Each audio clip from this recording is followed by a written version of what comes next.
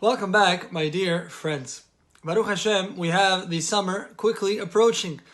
It's very common in the summer months to have mosquitoes in the air, flies in the air, other types of bugs, and the like. And so a common question comes up is, on Shabbat, is a person allowed to spray insecticides to get rid of these bugs, or is that not allowed? So first we have to remember that killing any entity on Shabbat is forbidden under the melacha of shahid. We know one of the 39 things you're not allowed to do on Shabbat is to do shahita, slaughtering, which is a category of netilat neshama, which means the taking of life, and all forms of taking life on Shabbat is prohibited. It's asur. And this is even if you have a spider, a mosquito, and the like. One is not allowed to directly kill any of these creatures on Shabbat. So what happens when it comes to insecticides that we spray? Are we allowed to spray those sprays on Shabbat or not? So the halakha says that under certain conditions, one is allowed to spray the insecticide. And these conditions are as follows. First of all, you're not allowed to spray the insect directly.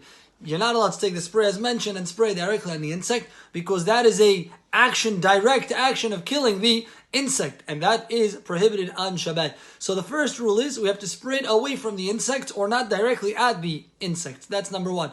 The second condition is that a person has to give an opportunity for the insect to get away. How do we do such a thing? The halakha says you have to leave a window open. When you leave a window open, what happens is you give the insect an opportunity to fly out, to get away, to save its own life. And therefore, your action of spraying the insecticides was not something we classify in halakha as a pasik reshe. Pasik reshe means I'm doing an action that might for sure cause something else to happen, right? Anytime for sure another act will take place, or an outcome will take place, which is forbidden, the halakha would say that that's not allowed. Therefore, if I spray my insecticides, and even if I don't do it directly onto the insect, but if the insect has nowhere to run, it's for sure going to die. So therefore, I am viewed as having killed that insect, which is asur. However, if I spray not directly on the insect, and I leave the window open, I gave the insect an opportunity to fly away. If it wanted to, it would have, and therefore my action is not a 100% direct action. And in halakha, in this specific, in a scenario like this, the rabbi said you're allowed to make use of this halakha, and therefore one would be allowed to spray insecticides. Just to mention, many people, in the summer months, they're very annoyed with mosquitoes, and they'll slap them and they'll kill them, without thinking twice, and they'll say, "What's the big deal? It's causing me uncomfort."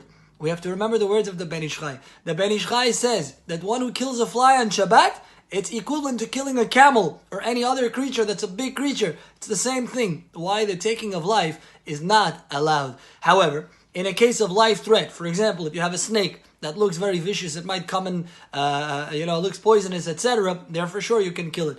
But flies, mosquitoes, these are not dangerous. Even though in certain countries they have diseases that get spread through mosquitoes, Baruch Hashem, in the United States we don't have such an issue. Therefore, halachically, one would not be allowed to kill a mosquito on Shabbat directly. The only option would be to spray the insecticides away from the mosquito and to leave the window open. Hazak u'baruch.